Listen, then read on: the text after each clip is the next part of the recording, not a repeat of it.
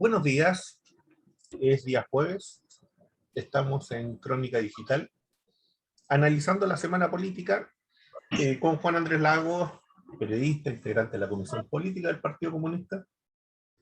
Juan Andrés, esta semana en realidad hay harto que conversar, ¿no? Mucho, mucho. De partida la acusación constitucional, su aprobación, el voto del cuarto retiro, la extensión del estado de excepción, ¿cierto? En la macrozona sur, que son tres elementos que habría que mirarlo, se pueden mirar en sí mismos, se pueden mirar también en un conjunto para ver en qué situación política estamos hoy día, que es difusa, que es compleja y que también implica el ver la crisis que está sufriendo, ¿no es cierto?, la vieja concertación y cómo ese proceso, ¿no es cierto?, de muerte lenta, los va desgajando y va dejando muchos heridos en el camino. La entrevista de Huenchumillo hoy día en La Tercera es muy seria, muy grave. Él apunta, ¿cierto?, a un partido que está a medio morir saltando y que necesita reinventarse y que necesita volver a reencontrarse. Por ejemplo, para no hablar del PPD, para no hablar también, ¿cierto?, de la declaración lamentable de Ricardo Lagos frente al tema de Nicaragua, por ejemplo, en donde derechamente, ¿no es cierto?, expresa de que no importa si el pueblo sufre porque puede ser para un bien superior. O sea, apuntando derechamente a la posición norteamericana intervencionista. No solamente con Nicaragua, sino que también ahora con Venezuela. Van a hacer lo mismo en las elecciones venezolanas. Lo están haciendo con Cuba y se pretende hacer nuevamente en Bolivia. Entonces, el cuadro político se complejiza, el Comando Sur está apretando el puño, y eso también trae como consecuencia ciertos cambios, ciertas discursividades al interior de las propias izquierdas, de las oposiciones, y explica también el voto del Senado sobre el propio tema de Nicaragua, que nunca han sacado un voto por ejemplo, nunca sacaron un voto por el tema de los muertos y de los asesinados en Bolivia.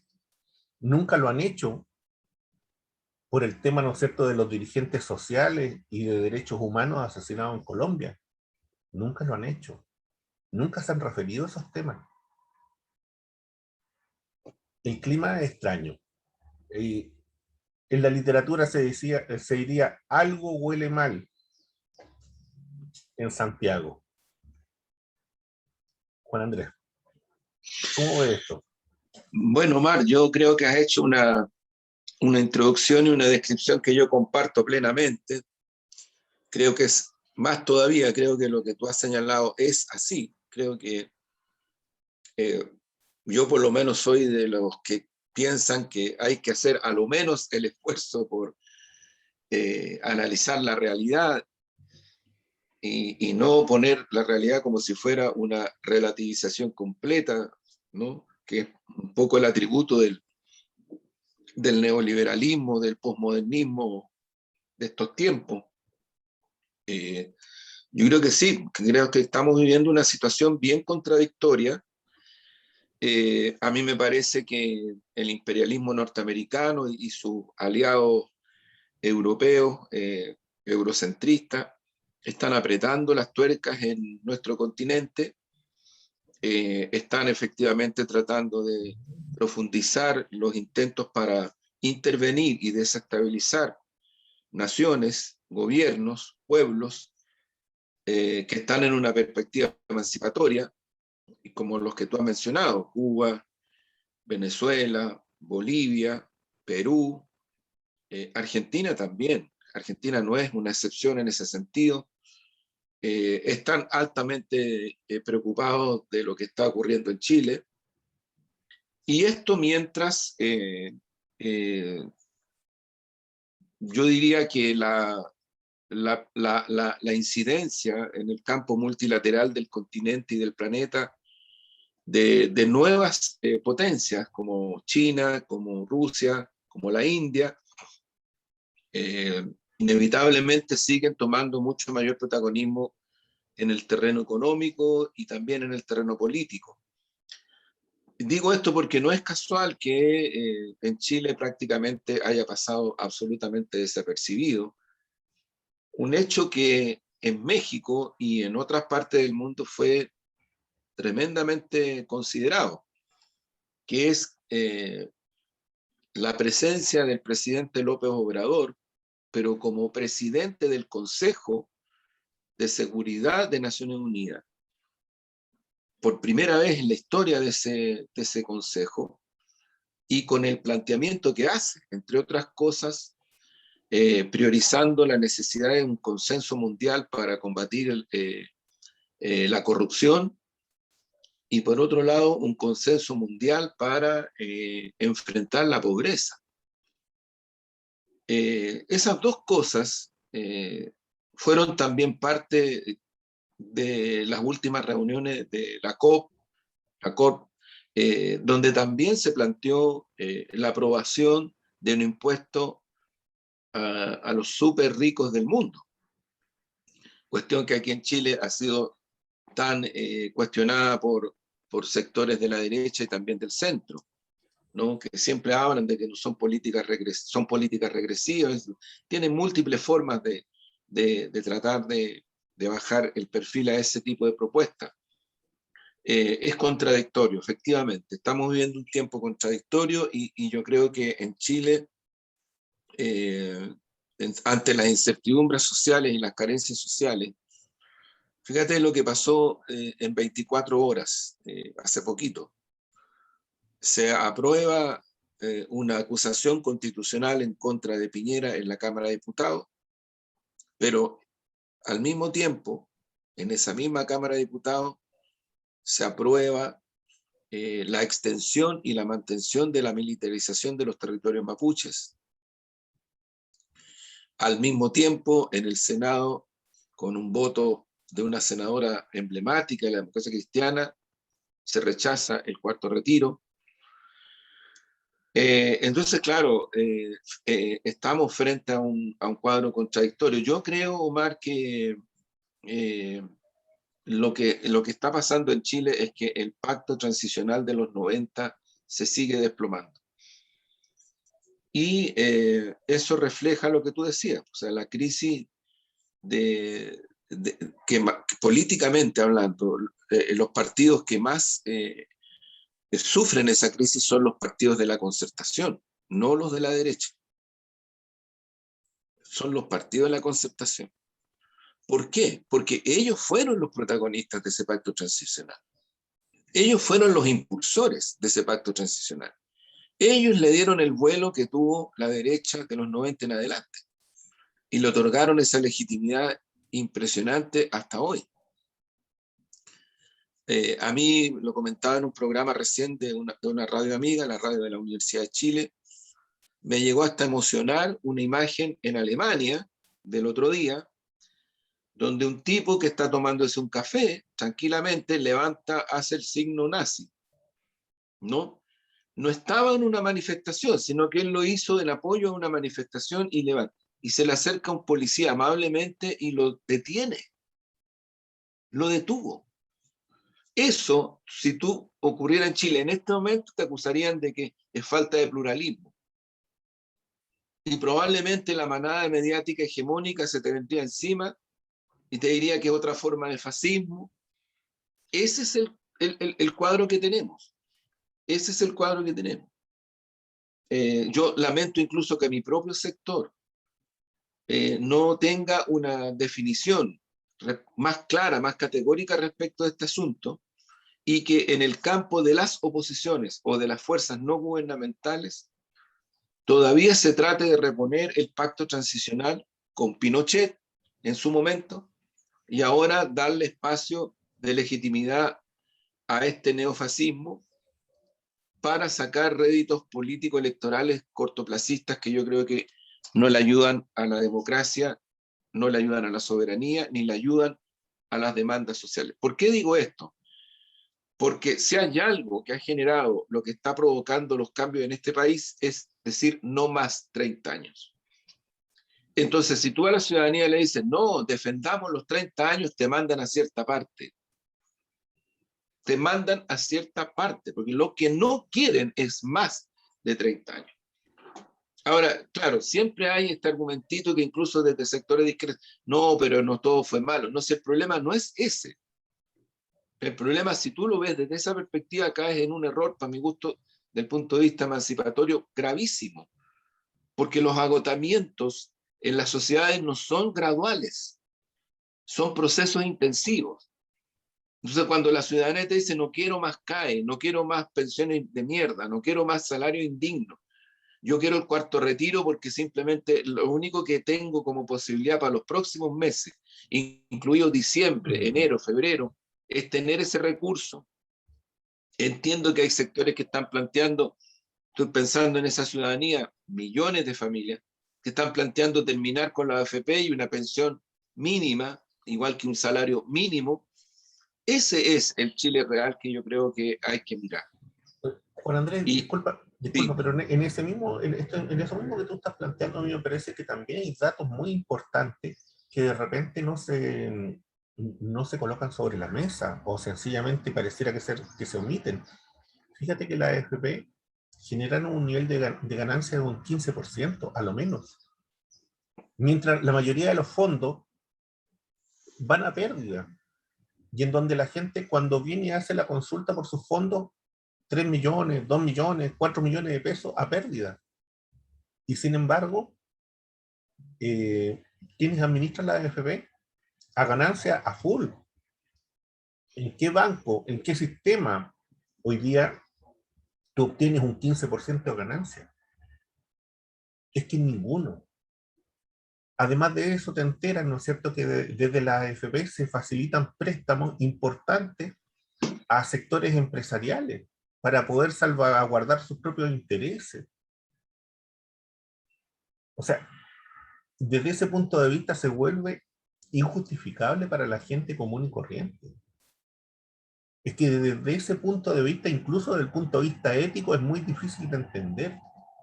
Uno puede comprender que hayan diferencias políticas, como lo hemos planteado en este programa muchas veces.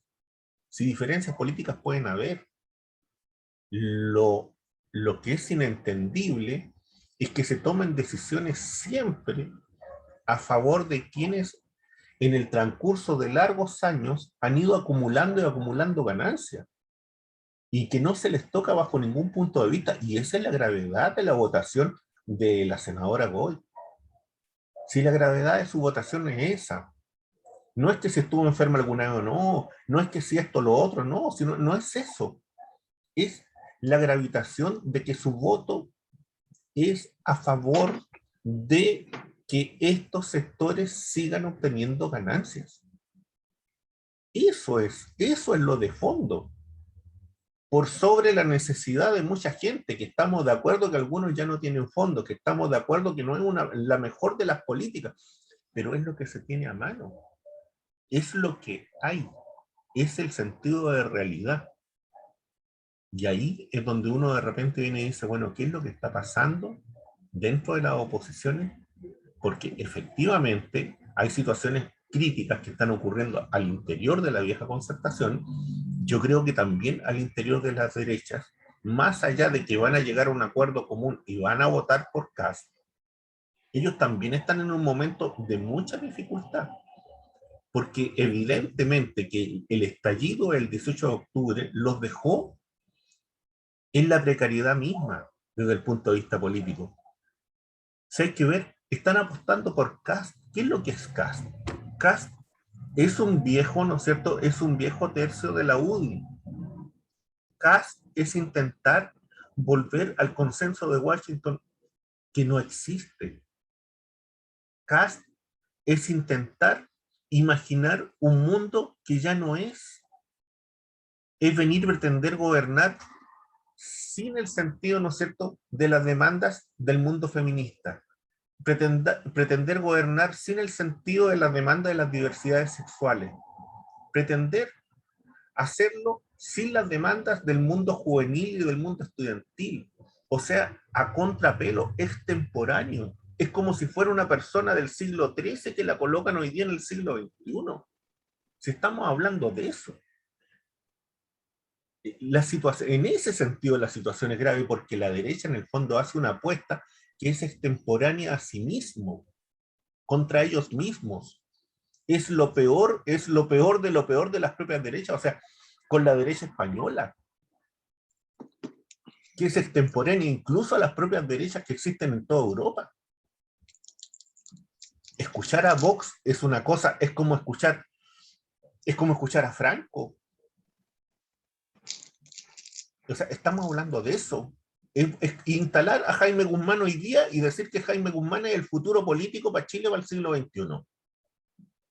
Un misógino. Un tipo que no está, un tipo que no quiere, que no quería, nunca quiso la democracia abierta ni la participación. Si eso es, en el fondo, el centro para mí, y lo grave es eso. Eh, Ahora, desde ese punto de vista, ¿cómo ves tú esta situación de lo que de esta declaración de Ricardo Lagos, para que profundicemos un poquito más en eso? Porque para enlazarla dentro de este momento político, ¿no? ¿Por qué él lo dice? Porque fue presidente de Chile, porque es un referente para la socialdemocracia, por eso lo estoy planteando, ¿no? Yo creo que Ricardo Lago es una persona que tiene un diseño desde el punto de vista del lineamiento estratégico que uno habría que ubicarlo en el perfil norteamericano. Mm. Hay que recordar que bajo su gobierno, cuando se produce el golpe, intento de golpe de Estado en Venezuela, y se toma detenido al presidente Chávez, hay una declaración que pasa a la historia, que el gobierno de Chile respalda ese golpe en aras de la democracia. Entonces, aquí el doble rasero y el doble estándar es brutal. A mí lo que me preocupa más de todo esto es que en este cuadro que tú bien describes, estos sectores, por lo que uno percibe, se van inclinando sin ningún problema a la coexistencia con estos otros grupos fascistoides y de ultraderecha o derecha para enfrentar lo que ellos consideran que son los enemigos por poco menos que principales de las sociedades, ¿no?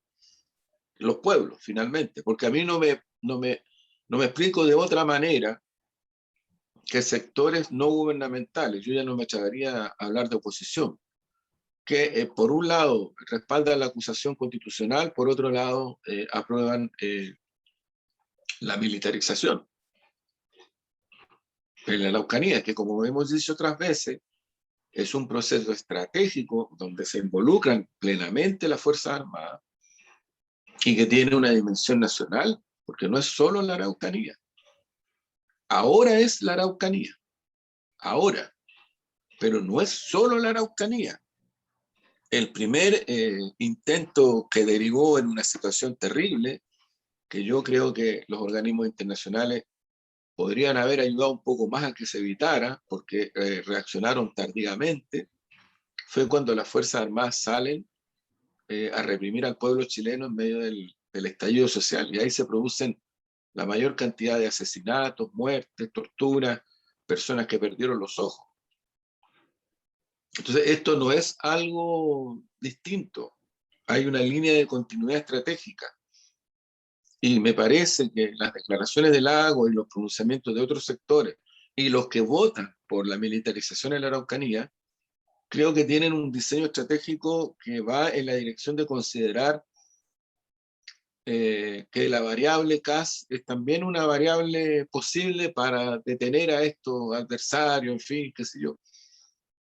Entonces, creo que hay cosas que hay que incorporarlas a los análisis de la realidad, junto con el hecho de que en Chile la volatilidad de una ciudadanía real también es muy alta. Uh-huh.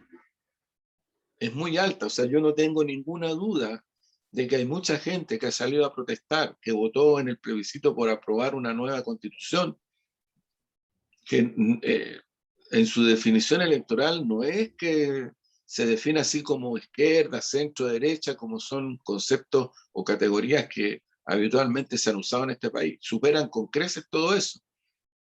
Yo siempre menciono los estudios que ha hecho el PNUD respecto de esto, que son reales, son estudios cualitativos de años. Y eso explica, por ejemplo, lo que está ocurriendo hoy, que uno dice, bueno, pero hay elecciones donde la derecha ha salido para atrás. Sí, hay elecciones donde la derecha ha salido para atrás. Y hay otras que no. Sí, también.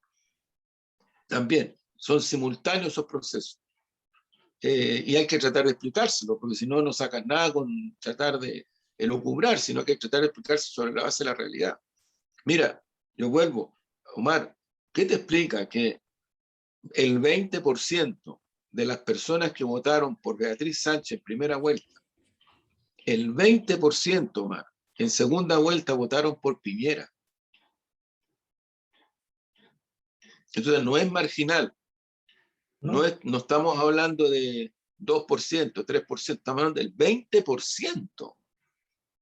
Entonces, claro, a nosotros nos puede parecer una cosa tremenda, qué sé yo, en fin, pero que Kast esté proponiendo levantar una plaza de la dignidad en homenaje a aquellas personas que salieron legítimamente a protestar, pero que no hicieron hechos de violencia, a ti lo que te está dejando en evidencia es que Kast está tratando de hablarle a lo menos a esa ciudadanía que él cree que puede terminar votando por él.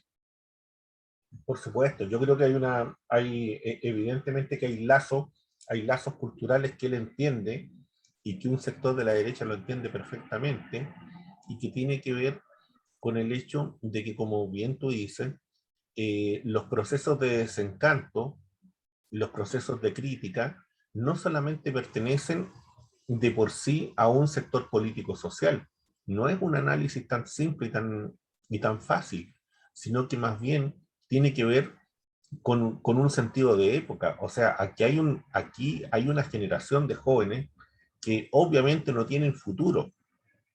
Lo que se llamaba, ¿no es cierto?, la revolución o el estallido de los millennials, no solamente en Chile, sino que en muchos otros lugares.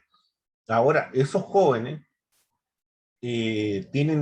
son de lo que se llama de una liquidez desde el punto de vista, ¿no es cierto?, de sus objetivos políticos. Pueden estar aquí como pueden estar en otro lugar. Y eso va a depender, ¿no es cierto?, también de las discursividades y de los escenarios que se vayan creando. Hemos conversado esto en otras oportunidades, de cómo se ha ido generando un escenario, ¿no es cierto?, en donde se obliga a la gente a pensar en esta idea de la paz, del tipo de la paz romana, ¿no es cierto?, de la paz de los cementerios, del orden. Vemos la propaganda política y vemos que todo apunta, ¿cierto?, a instalar de que el movimiento social, de que las manifestaciones públicas son desorden, de que significan una alteración, ¿no es cierto?, de la vida cotidiana, que efectivamente además lo son, porque lo son, pero una cosa es que lo sean porque hay una voluntad social, política, una voluntad, ¿no es cierto?, desde el punto de vista colectivo de querer cambiar las cosas, y otra cosa es venir y decir, ¿no es cierto?, que esas voluntades lo que hacen, ¿no es cierto?, es interrumpir la vida y que la gente no pueda venir y hacer las cosas que tienen que hacer dentro del orden que existe, porque ese orden no se quiere tocar y se quiere que se prolongue.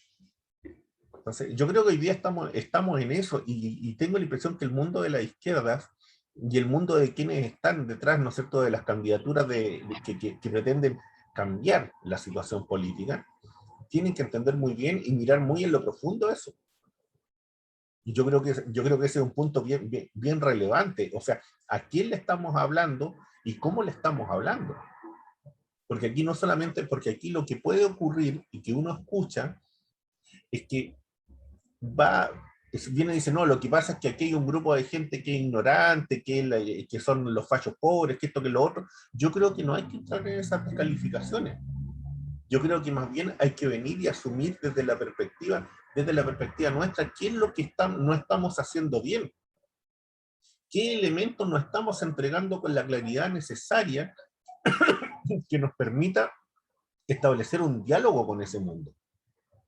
¿Qué es lo que está ocurriendo ahí? ¿Qué es lo que está pasando con nosotros? ¿Y qué es lo que está pasando también con ese mundo? ¿Qué está ocurriendo ahí que nosotros no hemos detectado con toda la claridad y la necesidad del momento? Yo tengo la impresión que porque si no, vamos a caer, ¿no es cierto?, en las acusaciones tipo siglo, insisto, tipo siglo XIII. Estos son, ¿no es cierto?, estos son los enemigos del pueblo, estos son, ¿no es cierto?, no sé, estos son los demonios, y en eso vamos a quedarnos en la soledad misma. O sea, eso ya le pasó a otros sectores políticos. Vuelvo a colocar el ejemplo del Partido Comunista Italiano. Uno de los errores fundamentales del Partido Comunista Italiano, de ciertos sectores, fue que le empezaron a echar la culpa a la gente de que votaban por la derecha, porque eran ignorantes, porque no tenían formación, porque aquí, porque allá. Hasta allí. Bueno, Andrés. Bueno, eso pasó, ha pasado también en Francia, ¿Sí? Omar, con Con Le Pen. zonas, ¿no? ¿Sí? Y claro, y zonas donde hay mucha presencia de obreras, obreros, y que producto de las situaciones como la migración y otras, han votado ¿Mm? por la derecha en Francia. Entonces, aquí hay un desafío enorme, muy grande. Yo te insisto, creo que un tema, para mi gusto, muy crucial es tomar esto que tú señalas, efectivamente, eso es crucial. Y por otro lado, terminar con esta idea de que es democrático la legitimación de política de sectores como la derecha de este país y en sus distintas expresiones. Porque eso, para mi gusto, tiene un arraigo histórico reciente, que es el pacto transicional con Pinochet. Si en su Uh -huh. momento también, en los 90 para adelante, aquí se hizo creer de que efectivamente se podía construir una democracia con el sector que había hecho el golpe de Estado y que había hecho la contrarrevolución y que había hecho todo lo que hizo desde el punto de vista de crímenes de lesa humanidad, situación económica, acumulación de poder económico, en fin. Eso es. Y yo creo que tanto Lagos como otros sectores de la concertación construyeron ese proceso. Lo hicieron parte sustantiva de un proyecto que se suponía era el fin de la historia. O sea, después de eso ya no había más. Tú recuerdas que hasta gente como Girardi en un momento determinado dijeron, bueno, pero si la alternancia es parte de la democracia. Y dicho así, claro, uno dice la alternancia es parte de la democracia. El punto de referencia es que están defendiendo ese pacto transicional. Están tratando de reponerlo en función de una defensa absurda, antidemocrática de los 30 años. Por eso yo encuentro que es un poco complicado cuando se trata de levantar la bandera de que defendamos lo que hemos conquistado. Entonces, hay una ciudadanía que es mayoritaria que te dice, sí, de acuerdo, pero ocurre que estamos muy re mal y no queremos más. Entonces, no asocian a lo conquistado la defensa de algo. Lo que asocian es que durante todos estos 30 años se les ha sacado la porquería en salario, en salud, en pensiones, en vivienda, ¿me entiendes? Eso es. Entonces, claro, aparece un tipo que se desvincula de todo eso como Kass, siendo parte sustantiva de todo eso, se te desvincula, y poco menos que te dice que él va a hacer una especie de restauración autoritaria desde una perspectiva del interés social. Dicho así, nada nuevo en la construcción de los estados totalitarios en el mundo. Claro, además que Nada nuevo. construyéndose como un outsider, ¿no? Como una persona que viene de Claro. fuera, o Exacto. sea, Exacto. al estilo Trump, al estilo Bolsonaro, y haciendo Exactamente. la pesca de arrastre. Exacto. Entonces yo creo que eso es lo que yo veo, porque por ejemplo, muchas de las críticas que se le han hecho a Prueba de Dignidad, a su candidato presidencial, al sector, apuntan en esa dirección, que no somos democráticos, que respaldamos dictaduras. ¿Me entiendes? Es una especie de chantaje que los sectores llamados de centro, no gubernamentales, yo no me atrevería a hablar de ellos de oposición a esta altura, lo están usando mucho. Y lamentablemente en mi sector, a Prueba de Dignidad, hay elementos contradictorios en ese sentido. Pero por otro lado, también hay ciertas diferencias respecto de cómo entendemos no solo la defensa democrática, porque vuelvo a insistir, si tú, así, a troche y moche, le dices a la ciudadanía chilena en este momento, defendamos la democracia, defendamos lo que hemos logrado, entonces la gente te viene, a ver, ¿qué quiere que defienda yo al señor Lucy, al señor Sayé, a esto de lo que tú dices, las ganancias de la AFP? ¿Eso quiere que yo defienda? ¿Que defienda esta manga de ladrones que son los del Parlamento? Porque así lo ve mucha gente.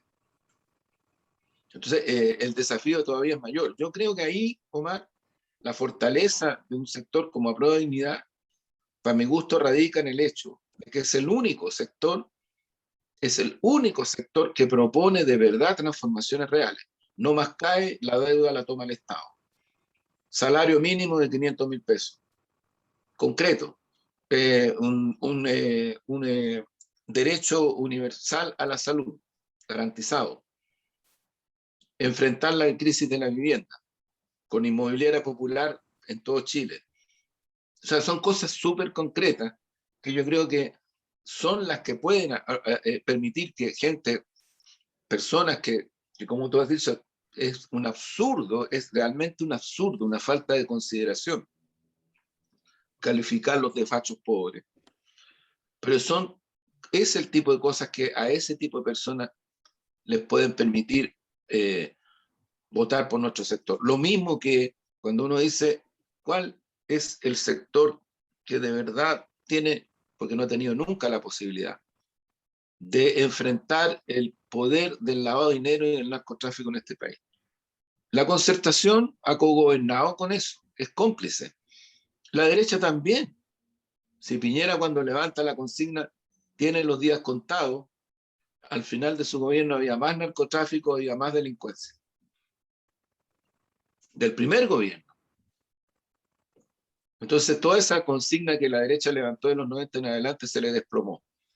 ¿Hay lavado de dinero en Chile? Claro que lo hay, pues. Claro que hay. ¿Hay narcotráfico armado que controla territorios? Claro. Bueno, ¿Se ha enfrentado eso? No.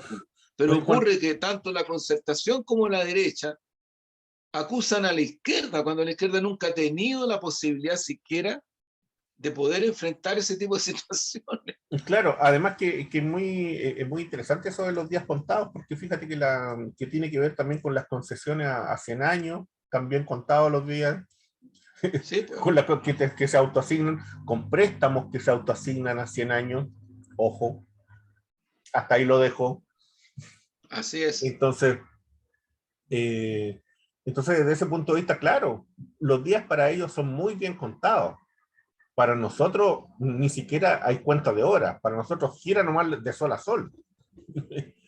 Y eso es una realidad para el mundo, para la gente que tiene que salir a trabajar todos los días, para el mundo de la pobreza, para el mundo de los sectores Exactamente. medios. Eso es.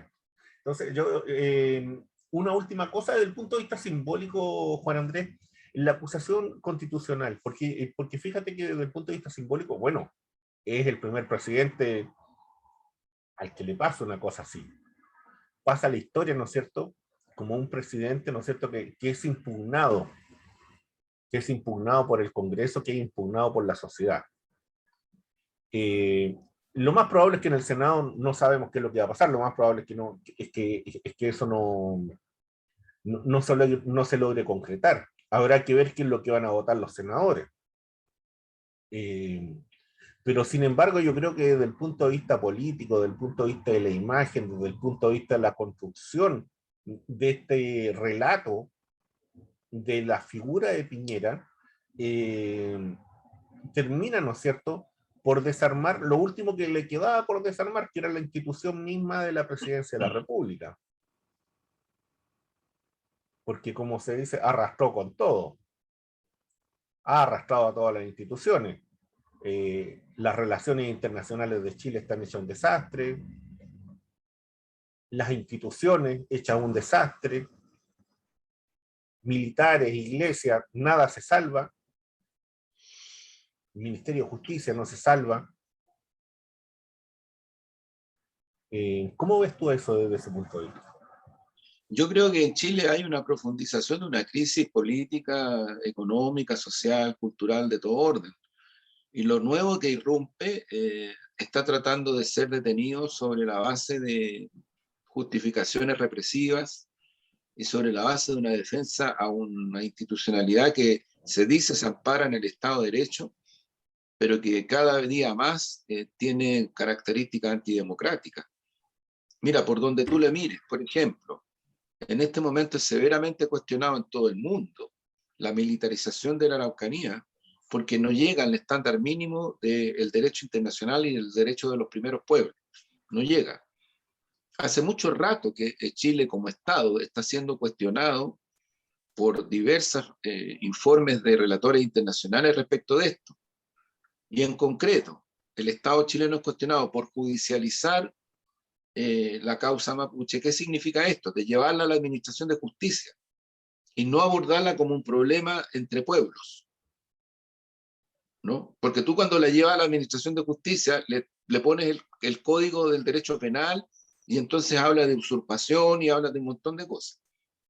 Eso está cuestionado por el derecho internacional y por el derecho de los pueblos, de los primeros pueblos.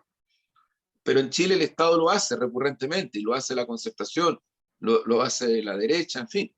Incluso hay sectores de izquierda que yo creo que caen en esto sin darse cuenta de lo que están haciendo. O si se dan cuenta, creo que cometen un error de lesa humanidad, en estricto rigor. Pero luego, también, los organismos internacionales que han observado la situación de Chile te cuestionan el hecho de que en este país, sobre la base de estados de derecho, lo que ocurre y lo que está ocurriendo y sigue ocurriendo es que grandes corporaciones forestales, la familia Angelini, la familia Mate y otros más, se han ido apropiando crecientemente de territorios ancestrales y en esos territorios ancestrales están produciendo una destrucción irreparable al medio ambiente y al ecosistema. Estamos hablando de bosques, estamos hablando de lagos, estamos hablando de territorios que en este momento llegan todavía mucho más allá de Valdivia. O sea, estamos hablando prácticamente de casi todo el territorio de este país. Y el único pueblo, porque esa es la verdad, el único pueblo de los pueblos que habitan en Chile, particularmente en la zona sur, que está defendiendo la existencia de este medio ambiente ante el riesgo definitivo de su exterminio, es el pueblo mapuche. Es el único. Y eso en los informes internacionales se reconoce. Por lo tanto, yo te diría que la situación es muy, muy grave, muy compleja en ese sentido, porque es el Estado. Claro, lo que pasa es que la Fiscalía, la Administración de Justicia, los tribunales aplican la legislación del Estado de Derecho chileno a contrapelo de todo esto. Y meten, por ejemplo, las acciones de autodefensa o de resistencia del pueblo mapuche, las meten como delito penal. Y eso es absolutamente cuestionado por el derecho internacional, porque el pueblo que es agredido, en este caso el pueblo mapuche, no es al revés. Y los que agreden son las forestales, el Estado, las Fuerzas Armadas ahora, antes Carabineros. Y los que están destruyendo los lagos y los bosques son precisamente estos poderes, porque les importa un carajo que sigan existiendo bosques. Después ellos verán, se irán a la luna, como hacen turismo lunático, se irán a la luna. Pero esa es la realidad. Entonces, mira, si no es una anécdota, yo siempre lo pongo como ejemplo concreto. ¿Por qué el lago Yeu Yeu es el lago menos contaminado de todos los lagos del sur? Porque tú sabes que ya el Yanquihue, qué decir el lago Villarrica, estamos hablando de la zona de Valdivia, tienen unas contaminaciones tremendas, tremendas. ¿Por qué el lago Yeu Yeu es el menos contaminado? Porque una parte muy importante, no toda, pero muy importante del lago Yeu Yeu está bajo soberanía mapuche. Así de simple y complejo a la vez. ¿Por qué? Porque la cosmovisión central del pueblo mapuche tiene la idea de una pervivencia con la naturaleza donde no se toca prácticamente, no se interviene prácticamente. Entonces, es un tema, yo diría, de extraordinaria complejidad, pero también que te muestra hasta dónde el Estado, este Estado, se está autodestruyendo y destruyendo humanidades, pueblos y biodiversidad. Es alarmante, es alarmante. Entonces aquí, fíjate tú, los grandes medios que te muestran, se ataca a las forestales, como tremendo tema, tremendo tema. Se ataca a las forestales, se ataca tal o cual lugar, el peligro. En el fondo, lo que yo diría que está en juego es la pervivencia de un territorio y una biodiversidad incluida los seres humanos que habitan en esa zona. Porque yo no sé si alguien cree que los seres humanos vamos a poder habitar en lugares donde no va a haber agua, donde va a haber muy poco oxígeno. Es bastante difícil, si no imposible, imaginarse la preexistencia humana en esas condiciones. Entonces, creo que ahí hay un tema, Omar, muy complejo a mi punto de vista, que se está abordando de una manera cínica y muy cretina por parte de los poderes dominantes de este país. Juan Andrés, dentro de eso, de todo lo que hemos estado conversando, estaba dando vuelta y pensando en lo siguiente. Yo creo que hay una serie de temas que nosotros, bueno, algo hemos podido tocar, pero que hay que profundizarlo de alguna manera. Y en eso yo creo que el desafío que tenemos es tratar de organizar algún seminario con algunos temas específicos y con algunos invitados que nos puedan ayudar a reflexionar sobre estas situaciones. A mí me parece, por ejemplo, que reflexionar sobre el tema de las democracias liberales, por ejemplo, sobre el tema de las democracias liberales y los derechos humanos, de los derechos de los pueblos originarios, me parece que es vital hoy día para nosotros. Absolutamente. Entre otras cosas, ¿no? Entre otras cosas, ¿no? Que yo creo que son temas que para la gente que sigue Crónica Digital y otros medios parecidos a Crónica Digital, son relevantes, porque están en el centro de la discusión hoy. Así es. Bueno, dejar eso como para que le demos Tremendo vuelta, desafío. para que le demos vuelta y veamos qué es lo que podemos hacer. Sí, pues, Y así es. bueno, antes de despedirnos, invitar a El Crónica poema. Digital, ¿cierto? Invitar a Crónica Digital, hay café, Huérfanos con Maturana, y por supuesto, el poema prometido, ojalá para cada programa, dentro de lo que se puede. Se llama Se niega. Se niega a lamer la sombra de Narciso, a tragarse los jueguitos de género o confundirse con los etnógrafos del sol naciente.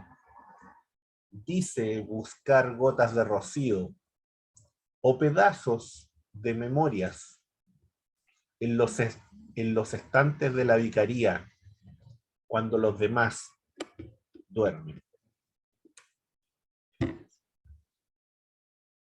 Así Muy es, bueno. Así es, Omar. Muy bueno. Gracias compañero, por ese poema. estamos ahí, Vamos, compañeros, vamos. Muy y bien. saludo a Florencia y Ya, todo el apoyo, todo sí. el apoyo. Muchas gracias. Se lo transmitiré. Ya. Chao, Omar. Chao, Un chao, abrazo. Chao, chao. chao.